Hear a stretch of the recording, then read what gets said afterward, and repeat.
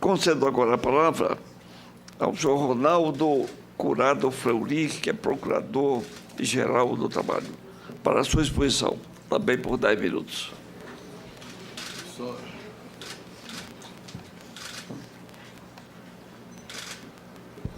Eu só peço um minuto em apresentação. Muito obrigado. Pode fazer o próximo, por favor? Sim. Senhor presidente, senador Edson Lobão, em nome de quem cumprimento todos e todas os integrantes da mesa, senhores e senhoras senadores, senadoras, para avançar aqui. Todos e todas presentes. Primeiro, eu agradeço a oportunidade do debate. É sempre muito gratificante estar aqui no Senado Federal para fazer o debate democrático sobre os projetos de lei que dizem respeito ao futuro do nosso país. Queria fazer primeiro algumas considerações preliminares acerca do PLC 38/2017. Primeiro, tramitação no Senado. Tanto na CAI quanto na CAS, a discussão foi extremamente acelerada, o que com certeza não permitiu um aprofundamento da matéria. E até na reunião da CAI, eu bati muito na função revisora desta casa. E eu me lembro que eu exortei o Senado a que exercesse o seu poder-dever de legislar, de debater. E, de fato, como bem colocado aqui pelo deputado Rogério Marinho, esta é a casa revisora, não é a casa homologadora. O Senado tem que exercer o seu poder legislador, tem que exercer o seu poder dentro do debate democrático e não se eximir de legislar fazendo sugestões de vetos e medidas provisórias. Isso é deixar de legislar, isso é deixar de cumprir o seu papel.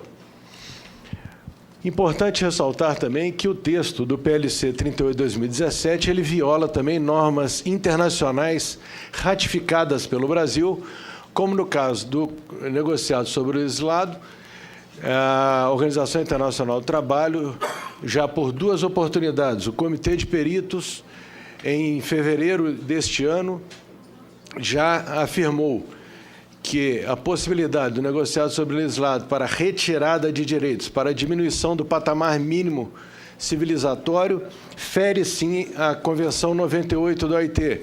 E, recentemente, em maio ainda deste ano, respondendo a uma consulta formal feita pelo Ministério Público do Trabalho, que aqui represento e falo pela instituição, afirmou também que o negociado sobre o legislado para retirada de direitos fere a Convenção 98 da OIT, ratificada pelo Brasil. O reconhecimento da necessidade de ajustes, mesmo entre os defensores do projeto, remetendo para uma incerta e suposta medida provisória. Isso é muito, no meu modo de vista, muito grave. O Poder Legislativo deixar de exercer o seu papel, sugerindo um veto e se garantindo numa, talvez, eu confesso que eu não ouvi ainda sequer formalmente do presidente da República, um compromisso de regulamentação por medida provisória, e ainda que houvesse, seria retornar para esta casa e para a Câmara dos Deputados uma discussão que esta casa já deve fazer neste momento. E, por fim, algumas questões que são extremamente graves, como, por exemplo, o projeto toma por base dados equivocados. E aqui eu trago alguns desses dados. A alegação de que o PLC 38 não retira direitos, como eu coloquei na Comissão de Assuntos Econômicos. Um exemplo muito claro de retirada de direitos é a possibilidade da pejotização, a criação da microempresa individual. Da forma como está escrito no projeto, eu posso transformar a minha empregada doméstica numa empresa, uma microempresária individual, e eu retirarei todos os direitos trabalhistas dela. Férias, 13º, FGTS, todos. O projeto permite isso. Foi muito bem colocado pelo juiz Rodrigo Dias a questão da horas in itinere. Eu não concordo com a conclusão, porque, na hipótese, retira o direito às horas in itinere. Então, não há se falar que o projeto não retira direitos. Ele retira direito, sim, senador Lázia. A questão também foi muito colocada durante o processo todo, inclusive o senador Ricardo Ferraz faz menção a uma fala do ministro Barroso, que 98% das ações do mundo, das ações trabalhistas do mundo, seriam do Brasil. É um dado que não bate com dados oficiais. Por exemplo, a Espanha, no ano 2015, teve 1.669.000 ações trabalhistas. O Brasil, no mesmo ano, teve, segundo os dados do CNJ, esses dados são dados oficiais, todos os dados aqui oficiais. O Brasil teve 2.619.000, ou seja, mais ou menos 65%, se a gente concluir que só existe no mundo Brasil e Espanha. Imagina se nós colocarmos todos os outros países.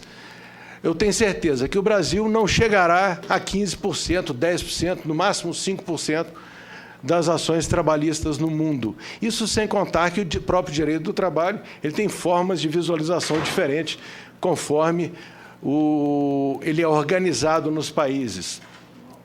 Uma série de outras questões também importantes, como, por exemplo, a visão dos próprios empresários, que no terceiro item demonstra que cerca de 73% dos empresários paulistas entendem que a reforma trabalhista não é incentivo à contratação.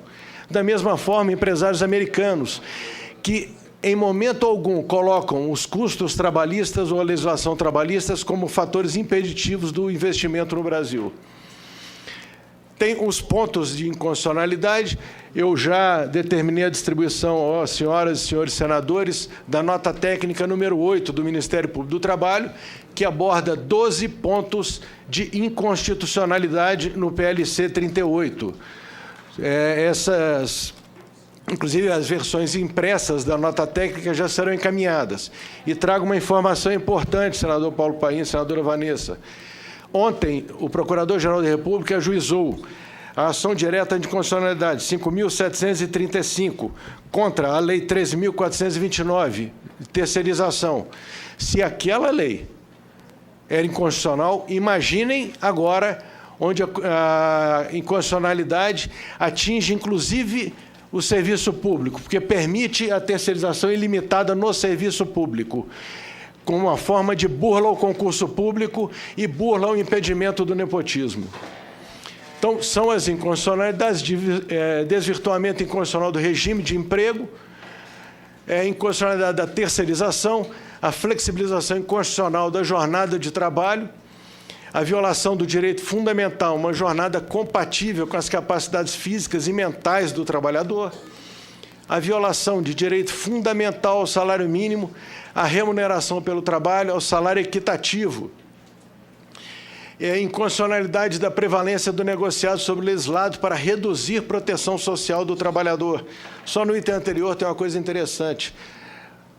O PLC chega a dizer que o que é salário não é salário, em absoluta contradição com o previsto no artigo 211 da Constituição, que fala sobre ordem econômica, não fala nem sobre direitos sociais, onde diz, lá no 211, que todas as verbas recebidas de maneira costumeira pelo trabalhador inserem-se na sua remuneração para todos os efeitos. E vem o projeto e diz que não, nem tudo é salário. Então, está, obviamente, em contradição com a Constituição Federal. A derrogação inconstitucional da proteção jurídica trabalhista aos empregados com maior remuneração e com diploma de formação superior. É algo que não dá para entender. Quem tem diploma pode fazer contrato, acordo direto com a empresa, tirando toda e qualquer proteção pelo simples fato da pessoa ter um diploma superior, de curso superior. Fragilização do direito à representação no local de trabalho. A inconstitucionalidade da exclusão, redução de responsabilidade, restrições inconstitucionais de acesso à justiça do trabalho, afronta a autonomia funcional do Poder Judiciário Trabalhista. E o último item que eu queria colocar é acerca da tarifação do dano extrapatrimonial. É algo tão surreal que eu fui buscar na legislação onde foi tirado isso. Né? Não encontrei no direito comparado nada parecido, que criasse castas, que a vida valesse mais, e pior, criasse um sub-ser humano que é o trabalhador. Porque se ele estiver passando ao lado da empresa, no domingo, cair uma chapa, ele morrer, ele é um pedestre. Ele vai ser indenizado como um cidadão. Agora, se ele estiver do outro lado da cerca, como trabalhador, e cair a mesma chapa, a vida dele vai ter um limite fixado pela lei, matéria já decidida pelo Supremo, no caso da lei de imprensa, como inconstitucional a tarifa do dano extrapatrimonial. E nessa pesquisa que eu fiz, eu encontrei finalmente a origem dessa ideia. Está aqui, Código de Hammurabi, 1776 a.C. Lá há a tarifação dos cidadãos superiores, comuns e os escravos. 60 ciclos, 30 ciclos e 20 ciclos de prata. Talvez seja essa a origem. Eu agradeço a participação. Muito obrigado. Os convidados não podem se manifestar. Muito obrigado. Eu vou tentar também colocar todos os questionamentos dentro dos 5 minutos. O senador Paulo Paim questionou acerca de comparação com os outros países, e até foi colocado aqui pelo deputado Rogério Marinho também o exemplo da Espanha, que, coincidentemente, foi um exemplo. O da Espanha eu trouxe na audiência pública, tanto aqui do Senado quanto na Câmara. Ele abordou no sentido de que a reforma trabalhista espanhola teria trazido aumento do emprego na Espanha. A reforma da Espanha foi feita em 2011 para 2012, começou em 2012. Somente agora, em 2017, 5 anos depois, houve aumento do número de empregos na Espanha.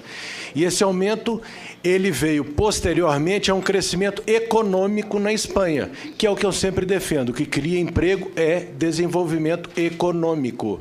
O que cria emprego é demanda. Eu só vou contratar mais se eu vender mais, e não porque está barato. Se tiver apenas mais barato, formas alternativas, eu vou fazer o quê? Eu vou trocar empregos protegidos por empregos desprotegidos, formas alternativas. Exatamente o que ocorreu na Espanha, no México, Argentina e vários outros países. Uma questão muito importante trazida pelo senador Paulo Paim também sobre o salário mínimo.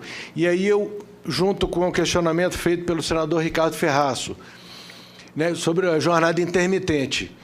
Quanto é o valor hora do salário mínimo no Brasil? Quanto que é nos países citados, como, por exemplo, a Austrália, que foi colocada aqui? A Austrália eu sei. Meu filho mora na Austrália. $25. Né? Por semana? $25 é o salário mínimo. Por semana? Não, por hora. Ah, é bom que esclarecer, porque é por hora, então. Hora na Espanha. Bom isso. Talvez seja no Brasil por mês ou por semana, não sei, 25, talvez por semana. Né? E a jornada intermitente não é algo moderno na Europa e até nos Estados Unidos. Ao contrário, vem sendo extremamente contestada. Em todos os países nórdicos já foi vedada, melhor dizendo. Na Itália foi vedada recentemente, Nova Zelândia foi vedada, na Austrália existe um projeto que deve ser aprovado agora, vedando a jornada intermitente. Na Inglaterra, durante agora o processo eleitoral na Inglaterra, todos os partidos defendem o fim da jornada intermitente, inclusive nos Estados Unidos. O prefeito de Nova York tem um projeto também para acabar com a jornada intermitente em Nova York. Claro, o sistema lá é absolutamente diverso. Mas nós estaremos caminhando contrariamente ao que o primeiro mundo, chamado assim, caminha. Agora, querem usar o parâmetro dos Estados Unidos? Vamos usar class action. Um empregado entra com uma ação, atinge todos os empregados da empresa. Um exemplo da Boeing, recentemente, um empregado entrou com uma ação sobre questão de hora extra. 19 mil empregados foram beneficiados, um acordo de dezenas de milhões de dólares, porque um entrou com ação. usamos um parâmetro, temos que usar ele sempre. Agora, não é usar um parâmetro dos Estados Unidos para uma coisa e o parâmetro de Bangladesh para outra, ou do Código de Hammurabi, como eu citei. Algumas outras questões foram colocadas, a senadora Vanessa, questão da constitucionalidade do negociado sobre legislado. O artigo 7º, o caput, é muito claro em falar que são direitos sociais dos trabalhadores, aqueles previstos no artigo 7º, salvo outros que visem a melhoria das condições. Melhoria. Assim está disposto no artigo 7º. E outras questões também, como, por exemplo, a questão da prorrogação de jornada, está muito claro no inciso 13 do artigo 7º, que a jornada de trabalho é de 8 horas e 44 semanais, 8 horas diárias e 44 semanais, salvo disposição em convenção coletiva. O projeto permite acordo individual. Isso é inconstitucional, porque a Constituição deixa muito claro que disposição coletiva, inciso 13 do artigo 7º, e várias outras questões. E uma coisa importante colocar, por favor, vamos parar com esse discurso de que a CLT é velha, o marco regulatório dos direitos do trabalho, todos aqui sabemos, é 1988, a Constituição Federal. E se nós queremos, por exemplo, falar sobre desconto assistencial ou imposto sindical, melhor dizendo, que eu, particularmente, até acho que deve acabar assim, só que eu entendo que tem que ser feita a reforma do sistema sindical. Não é simplesmente quebrarmos uma perna de um dos lados e falar, agora você vai negociar comigo. Ou quebrar as duas. Ou quebrar as duas. E, só para terminar, senador Lazinho, uma informação importante. É colocado aqui que essa reforma vai trazer o desenvolvimento do país. Interessante que a CNI fez uma pesquisa entre os próprios filiados, de 16 itens colocados como problemas para o investimento, recentemente, agora, primeiro trimestre de 2017. Custos trabalhistas foi o último item, 16º item. Infelizmente, eu tentei colocar aqui, não consegui, porque eu estou com a imagem no celular e eu chamo o computador de Vossa Excelência, então não consegui colocar. Isso, palavra dos próprios empresários. Não é o Ministério Público que está falando, não é o Judiciário, não é ninguém. Então, só para terminar, presidente, foi colocado aqui por alguns que o grande precarizado hoje é o informal. Eu concordo, é o grande precarizado. E o que o projeto prevê? Transformá-los todos em microempresários individuais, ou seja, institucionalizemos o precarizado, porque ele continuará sem férias, sem 13º, sem FGTS, sem nada, senador Ferraço. Ele será um microempresário prestando serviço exclusivamente ao empregador, da mesma forma que ele é hoje, informal. A diferença é que, dependendo do empregador, o informal ainda tem direito a férias, ainda ganha uma gratificação no final do mês. Como microempresário, acabou. E o projeto, e aí a minha grande divergência, é a não criação de limites. A jornada intermitente, por exemplo, em todos os exemplos que Vossa Excelência colocou, se o trabalhador chega na hora marcada e não tem trabalho, ele recebe.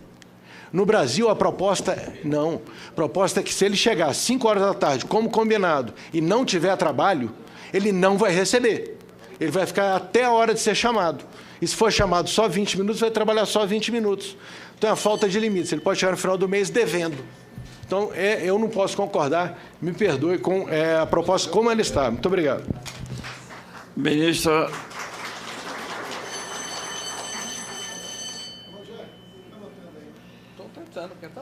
Muito obrigado, presidente. Apenas 2 esclarecimentos muito rápidos. O deputado Rogério Marinho se refere a uma ação civil pública do Ministério Público do Trabalho, ajuizada no Rio Grande do Sul contra o Bradesco. Na verdade, não foi só por conta da discriminação em razão do acesso à justiça.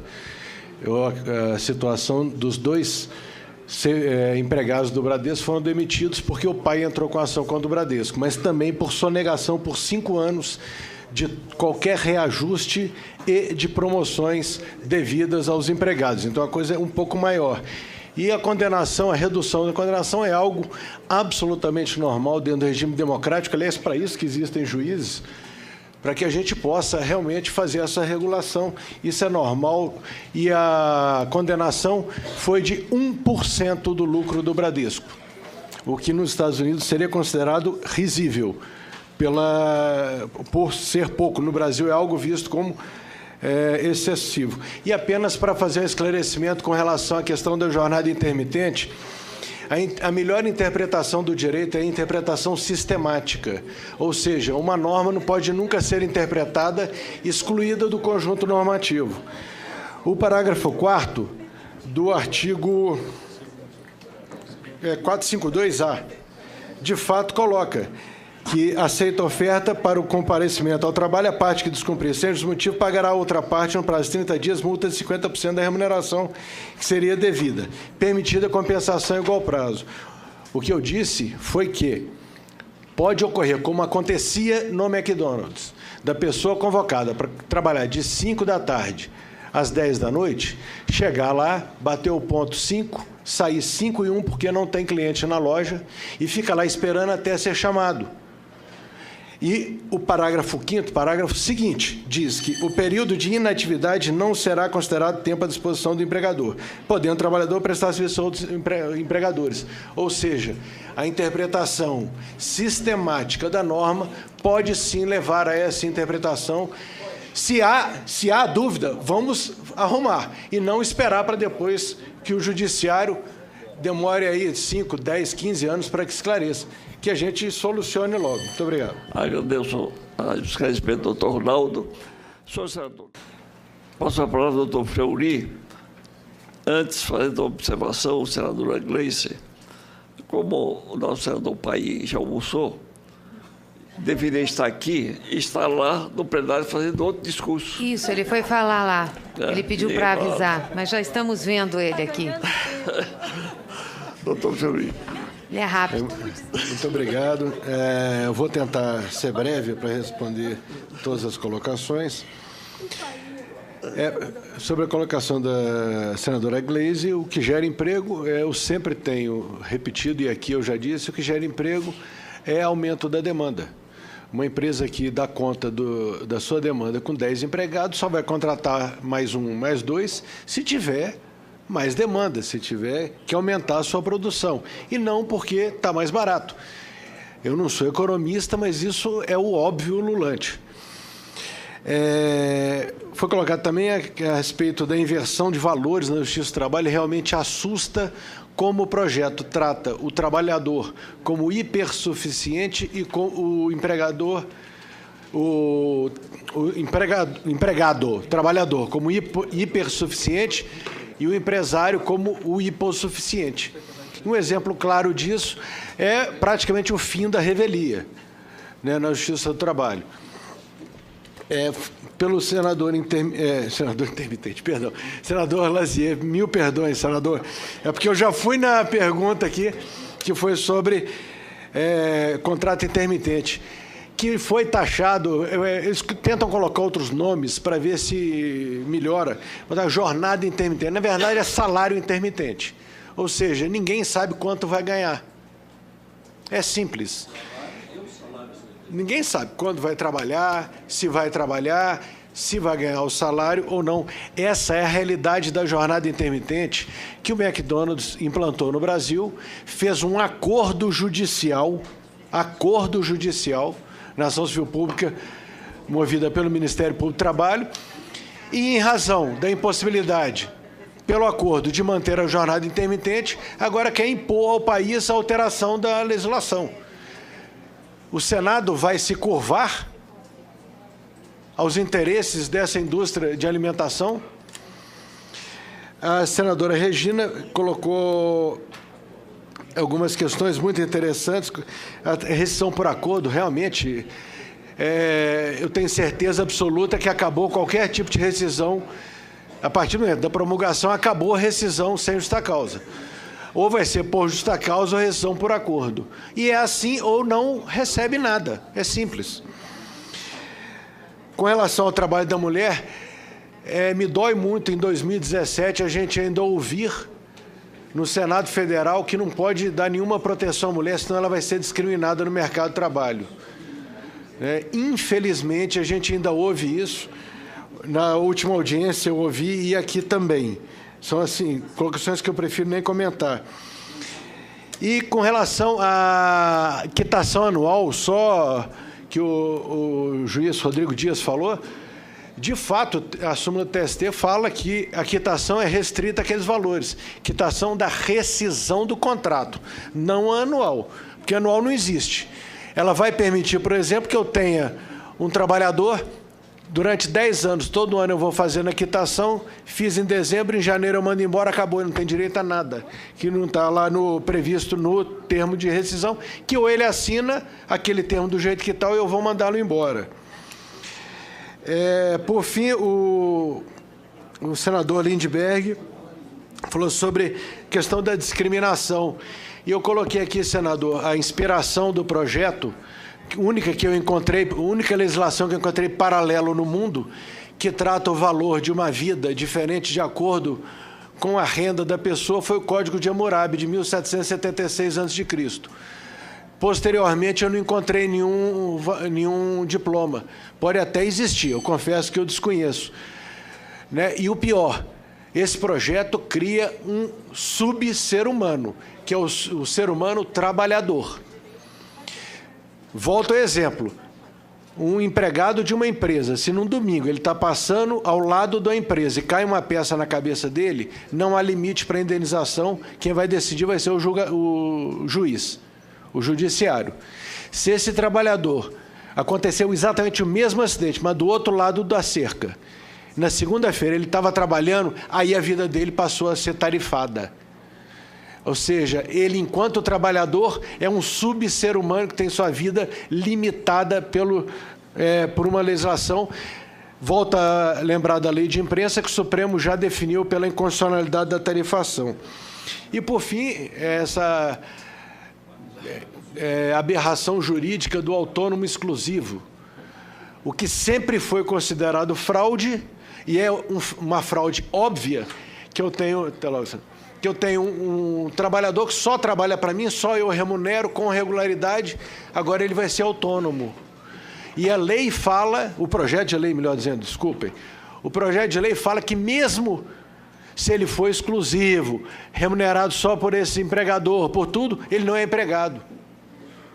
Isso é retirar do judiciário o poder de constatar uma fraude. Isso é a lei sendo usada para fraudar a própria lei, para fraudar um princípio de proteção da relação de emprego que está previsto na Constituição Federal. Por isso, senador Lindbergh, tem a nota técnica número 8 do Ministério Público do Trabalho, que hoje está sendo distribuída, já foi por e-mail a todos os senadores, onde a gente pontua as 12 inconstitucionalidades, inclusive uma delas é esse microempresário individual. Eu agradeço mais uma vez, exorto o Senado Federal que exerça seu poder legislador, o seu poder de legislar, um poder revisional no caso desse projeto de lei da Câmara número 38. Muito obrigado. O Ministério Público do Trabalho continua à disposição sempre do Senado Federal e da Câmara dos Deputados. Muito obrigado. Obrigado, Ronaldo.